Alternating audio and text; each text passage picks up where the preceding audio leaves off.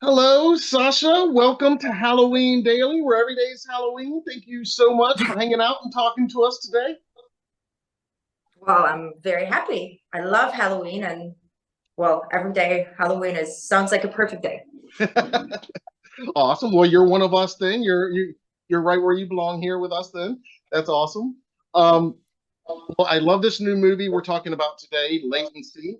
And maybe you can start by telling us a little bit about how this project first came to you and what it was about this character of Hannah that you responded to. So, I worked with one of the producers before, and he sent me an email saying that such there is a great project with a great director. I've seen his short films before, and we think that he's awesome, and the script is really, really good. Just read it. And I was like, okay. And then, it's exciting to get like scripts, and I love to read it. And then I started reading, and I was like, whoa, this is actually really cool.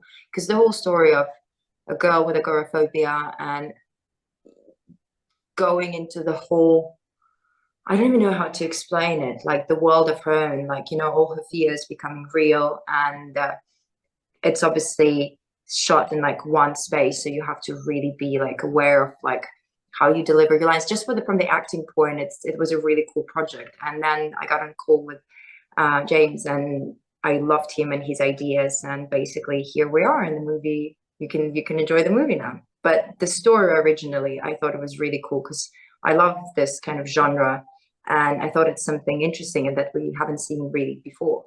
And it was really funny because when the trailer came out and I saw the comments and people were like, "Oh, this looks like this. Let's look like this," and I'm like, "Oh no, you guys, you're all wrong. You could not guess it. You don't know what's gonna happen."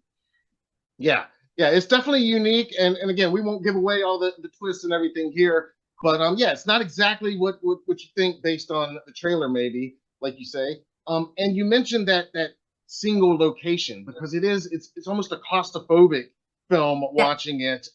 It's very single location, which again is very different than some of the other films we've seen you in before, where there are these big spectacles and lots of international locations and so forth. But that sounds like it was something that attracted you to this project. Is that right? The challenge absolutely. of maybe Yeah. working in that one location? Yeah, because it's also like it's so focused on Hannah's inner world and how she is. And I got a privilege of being Hannah for a bit.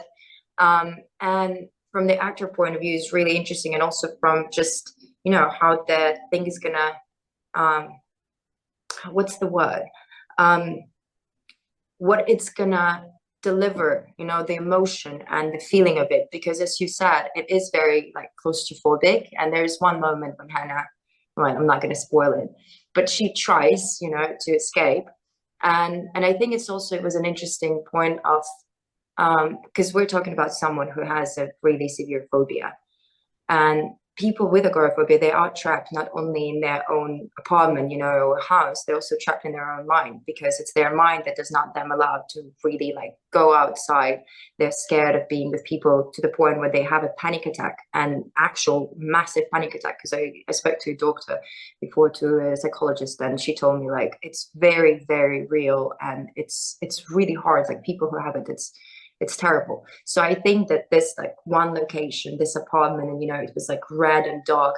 It kind of also um, was showing what Anna was feeling inside, Hannah was feeling inside, like this emotion of hers. So it was really interesting. And you kind of hit on this earlier, but I mean the fact that this is really your film in so many ways. I mean you're on screen in pretty much every frame Yeah, of I'm sorry, the guys. Yes, film. it's me. It's me. And was there any intimidation at all about that? I mean, again, I mean, we've seen you in things like Anna, where you're on screen pretty much everything, but this is different, so much more up close and personal. Was there any intimidation at all, or was it just excitement to do that for a change? It was I think it was the first role I had of this kind of really intense psychological kind of feeling of it and tension. And I was very lucky because my best friend was on set and she was kind of there for me every day. And our team was amazing. The crew, we worked before and everyone was there to really support me because there are a few scenes that were really, really intense. And it was the first time in my life when I had to deliver something so intense. And, you know, you need to find yourself kind of going to this dark place. And my acting coach, she's fantastic. She was like, be really kind to yourself, be with people you love. But yes, it was hard. It was intimidating because again, it's just you, and you know that people that are going to watch the movie, they're going to look at your your face for like an hour and a half, you know. So you try to do the best you can. But it was kind of like scary for a second.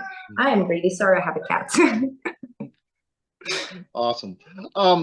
And again, the film, I mean, it's got a mix of like some traditional supernatural type horror scares, but then there's this, tech scare of AI, and that's something that everybody's talking about at the moment. A lot of real life fears about AI. So I wanted to ask, what are your views on AI right now?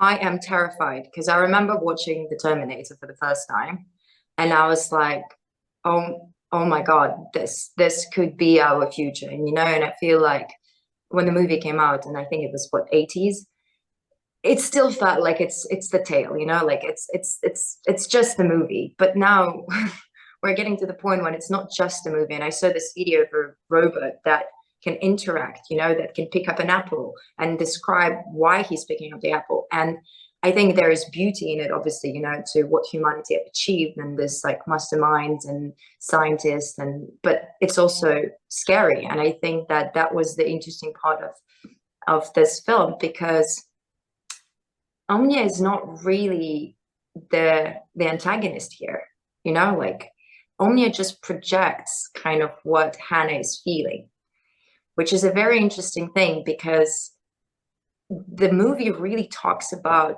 the fear we have inside of us. Just in this case, it has a visual aspect of it because in the end, it's an allegory to what Hannah is feeling and what she went through when she was a child. And Omnia is just projecting it. So I think and as I said, as much as it's AI is created by humans. And some humans can be dangerous. So let's see where AI can get us. Absolutely. I like that answer. Now, before we let you go for our last couple minutes, if you'll indulge us, as you can see, every day is Halloween for us. And you said at the top that you love Halloween. And so I'm curious, do you go big? You look forward to it like us? And also, yes. Growing up for you, when was your first experience to Halloween? Because I know you didn't grow up around it like we did. No, I did not. And my first experience was, funny enough, was the experience of, like Mean Girls, where she dresses up as like a scary creature and she shows up at a party and everyone is dressed as like a little cute girl. And I used to model when I was in New York, and it was my first Halloween because I did not grow up in America and we don't really have it in my country. So I was like, yeah. And I put on like a scary wig, teeth, blood everywhere. And I was not wearing high heels. I was with flats. And I show up at the party with, I don't know, 50 models, gorgeous girls, all like in sparkles and makeup and heels. And there was like a second where everyone just turned to me and they were like, why? And I was like, damn it, but it's Halloween. That's what you do. You go big and you go fun and scary because that's what it is about.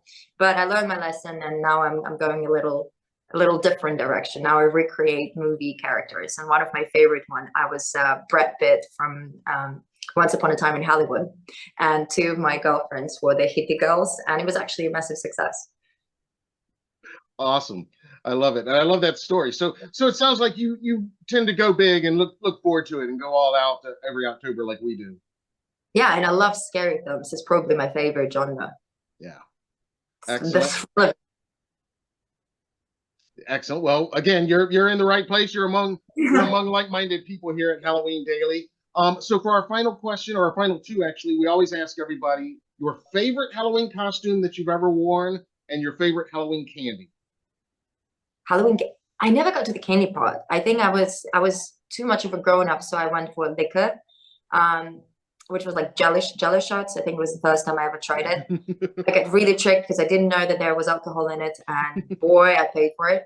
And my favorite costume, I think like Brad Pitt was a really cool one because dressing up as a boy and like acting cool was kind of really fun. So I think I gave the answer already. And I went as this sea monster with like dark kind of green hair, and my skin looked like rotten, and that was really fun. But yeah, girls don't really like it. They prefer when you dress a little more sexy, I would say. Well, no, I think you came up with some awesome ones. I love those costume ideas. And yeah, I think Jello shot qualifies as a Halloween treat. I mean, it's a treat. You know, it may not be candy, but it's definitely a Halloween treat. So that works. Absolutely. Well, again, thank you so much for taking the time. I know you're busy today. And instead of saying goodbye since every day is Halloween, we always just like to end by saying Happy Halloween. Happy Halloween. Thank you so much.